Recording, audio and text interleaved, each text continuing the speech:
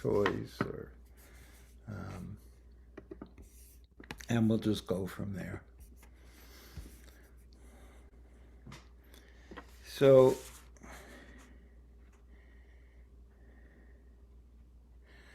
the motivation for working with Thich Nhat Hanh's really astoundingly beautiful work, from understanding our mind, is developing the ability uh, that when something arises in your experience, a thought, an emotion, a sensation in the body, a sound, um, that you have both the mindfulness to be aware that this has occurred. That maybe I should say that again. That you have the mindfulness to be aware that this has occurred. Because without that, the rest just doesn't happen. And then the volition, the agency, to choose how to respond to what has arisen in your experience, the thought, the sound, the sensation. The ability to choose is the ability to choose the nature of your life, which is a big deal, which is really the reason we're here. So Thich Nhat Hanh wrote what he called 50 verses on the nature of consciousness. And he wrote it in verse form, which is a very classical style from basically 2,000 years ago in India. Um, it was how pretty much all the texts of that period, the Buddhist texts of that period, were written in a series of verses that kind of built on each other.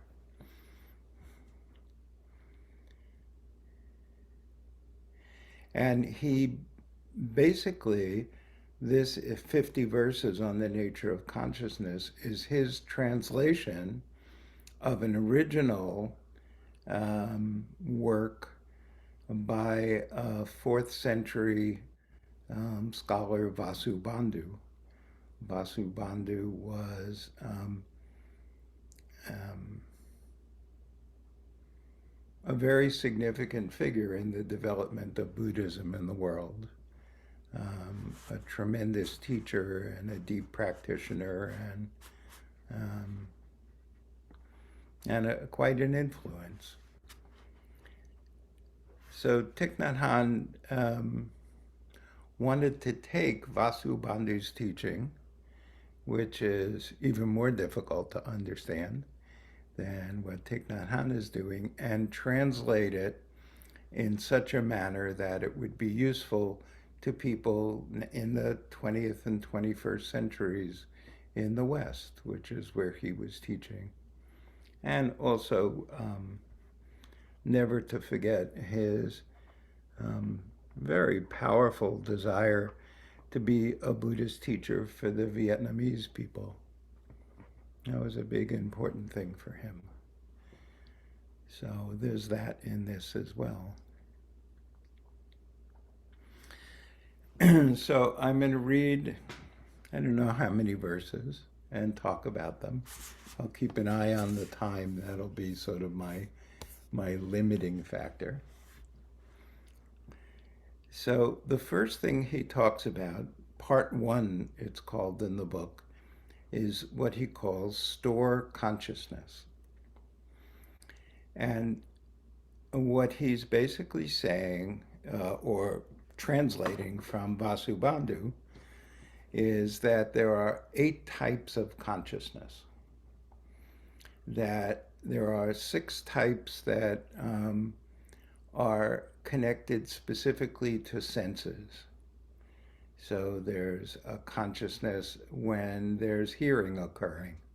We're conscious that you're hearing. Or when seeing is occurring, you're conscious that seeing is happening. Same with taste and smell. sensations in the body and sensations in the mind, thoughts. Those are the six basic ones that everyone in the Buddhist world is in agreement that those six consciousnesses are present. And by consciousness, an example that I love to use because it's happened to me so many times is I'm so deeply focused on reading a book that someone walks in the room while I'm reading and says my name, says Brian, and I literally am not conscious that they said it. Now, this vibrations from them saying it went through the air and hit my eardrum and went up to my brain. So all that aspect of hearing existed, but there was no consciousness. I didn't know that hearing was happening. I was unaware of it till the person yelled. So this is how our sense consciousness works, is that there are sense experiences occurring all day long, many, every second of the day, but we're only conscious of some of them. We're only focused on or aware of, or we only know what we know. We only know what aspects of this moment's experience we're aware of. The rest, not so much. The seventh type of consciousness is self-consciousness, being aware of a sense of self. This is not related to the question of, is there a self? That's separate. That's another question. This is simply, do you have a self-identity? And the answer is, of course you do. You do have a self-identity. And your self-identity is incredibly fluid and inconstant, changing depending on the circumstances, the conditions you're in. And that's a sense of consciousness. You're conscious of, you're aware of this sense of self. And then the eighth consciousness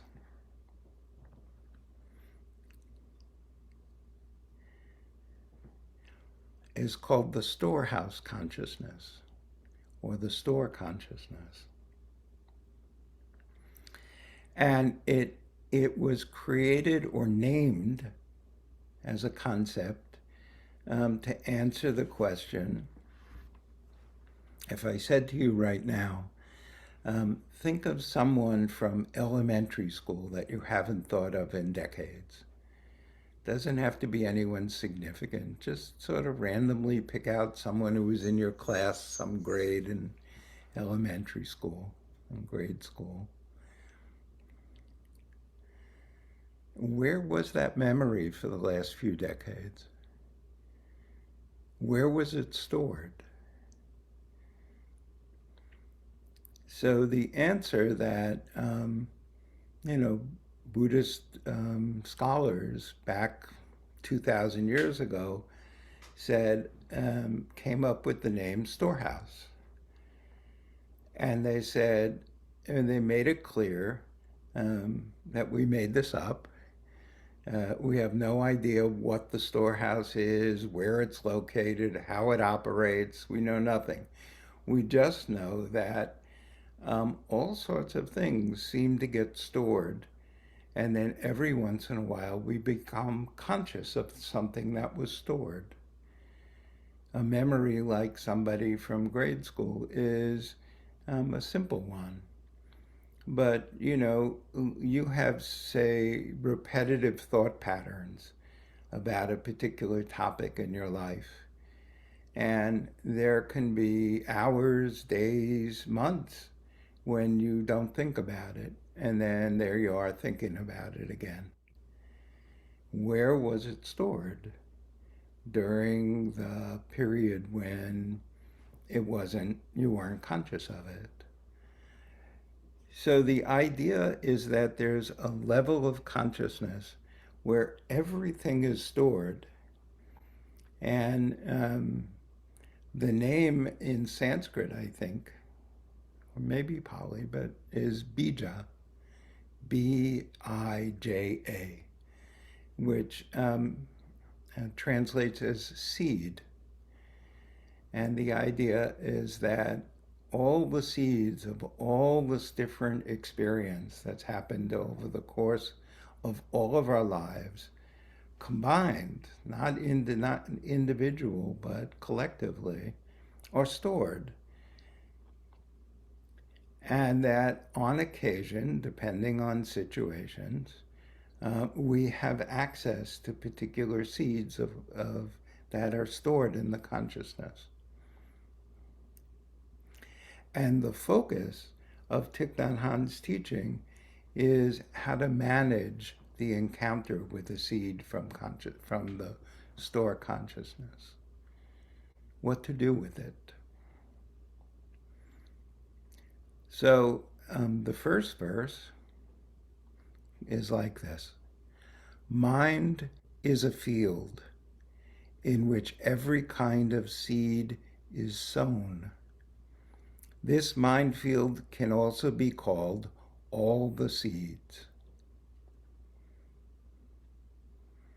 My translation. When he says mind is a field, think of a field, think of gravity as a field. The field of gravity is universal. It extends through the entirety of the universe. There is no place or time in the universe that is not part of the field of gravity.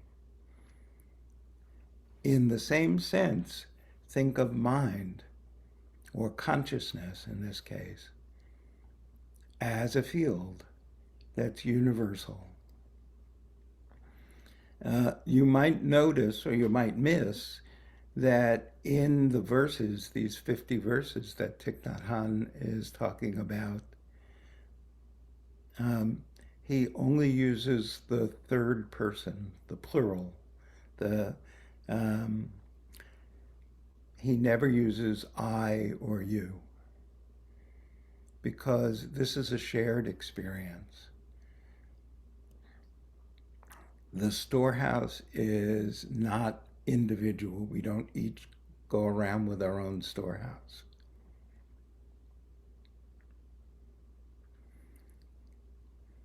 And so if we keep going on this, I'll come back to that someday. So basically, mind as a field is the same as saying consciousness is universal. And in that universal consciousness, every experience that has ever occurred exists, has been sown, like in a field. And this mind field could be called all the seeds, in the sense that the storehouse is not simply like a building that things are placed in. It is the things. It's the total aggregate of all these seeds of consciousness, of experience that are stored. That's the storehouse, is the totality of the seeds. So that's verse number 1. Verse number 2. In us, all of us, are infinite varieties of seeds. Seeds of samsara, nirvana, delusion, and enlightenment. Seeds of suffering and happiness. Seeds of perceptions, names, and words.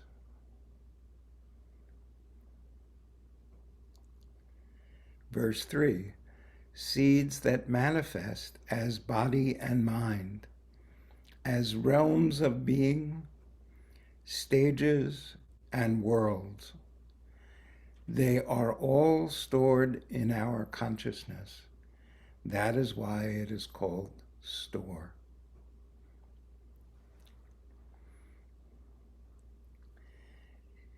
So this infinite variety of seeds, seeds of samsara. At the moment, I'd like to translate samsara as looping. When we have a thought process or an emotion process that just keeps looping, this is samsara. That's a really vivid, direct experience that we've all had. And nirvana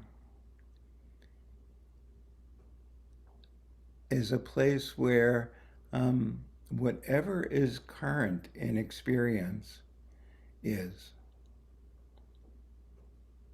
There's no elaboration.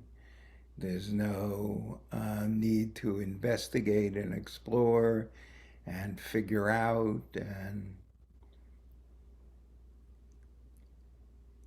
it's just this. Delusion. Delusion is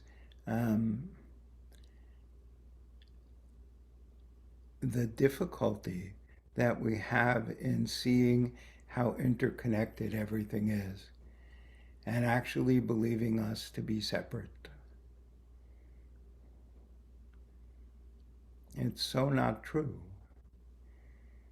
It's so not true. It's like a fish denying they live in the ocean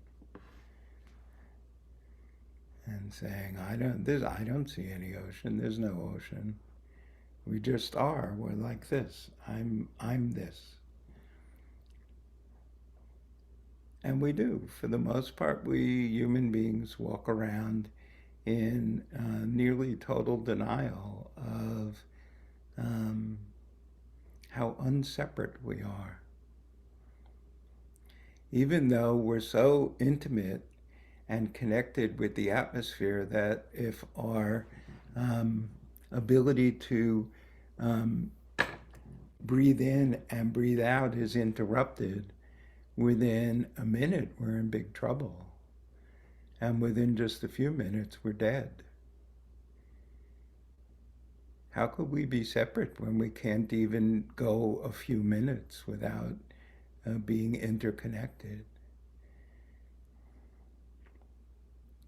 That's delusion. And enlightenment, I'll leave that for another day.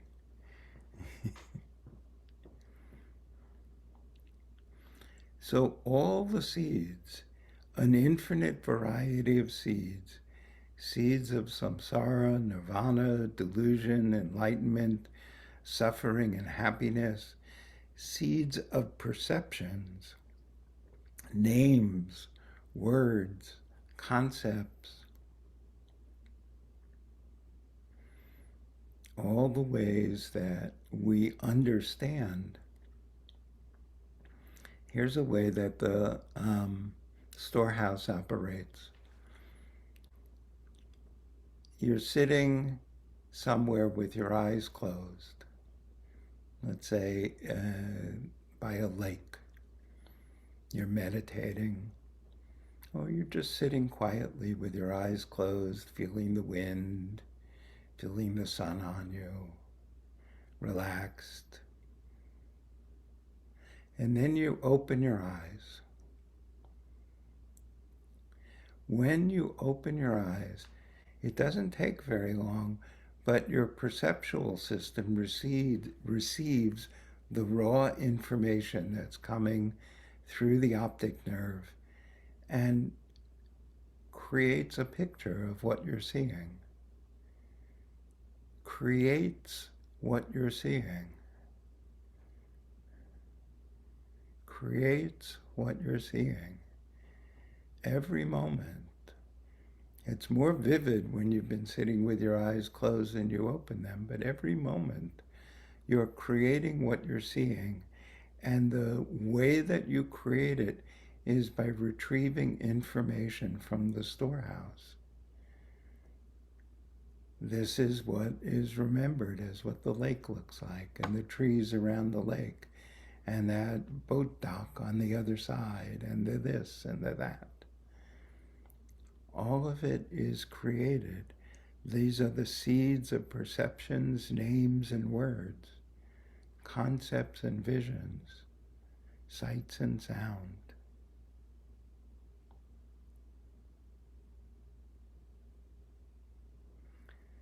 There are seeds in the storehouse that literally manifest as our body and our mind. Not individual seeds, but complexes of seeds. Renewed moment after moment as our body changes, how it feels, how it sits, stands, walks, lies down, how our mind changes, perceiving this, thinking that, constantly changing, constantly interacting with the storehouse. And the seeds manifest as realms of being, states of being, mind states, as stages in our life, periods, stages in culture, stages in the evolution of planets and worlds.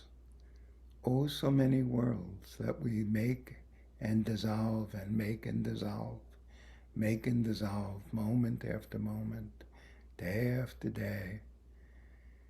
Creative little devices that we are, endlessly creating worlds. They're all built from the seeds that are stored in consciousness.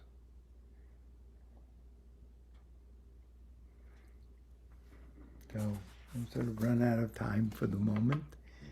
And all that's left is just to say, again, the purpose of studying this is to develop skill and wisdom in determining how you respond to the presence of a seed, the presence of a thought, a sound, a smell, a taste, a sight. Isn't that fascinating?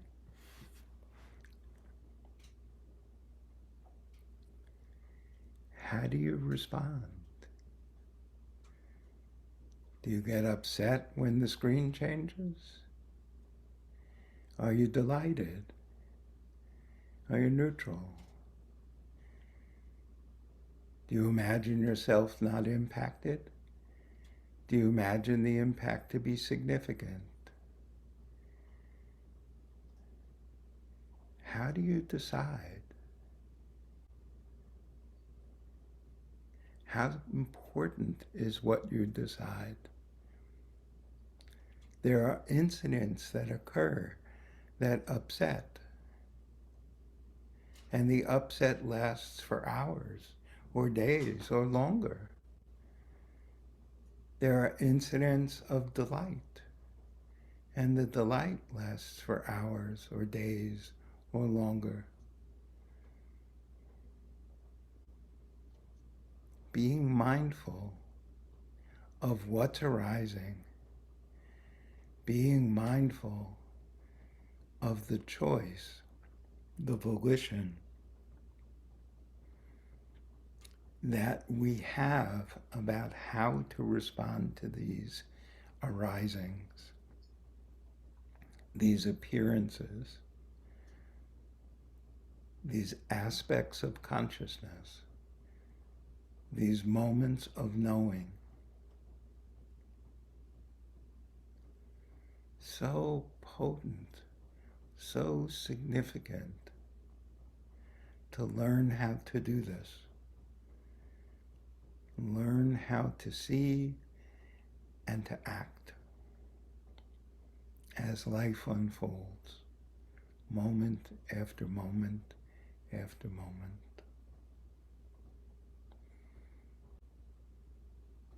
So let's sit and practice.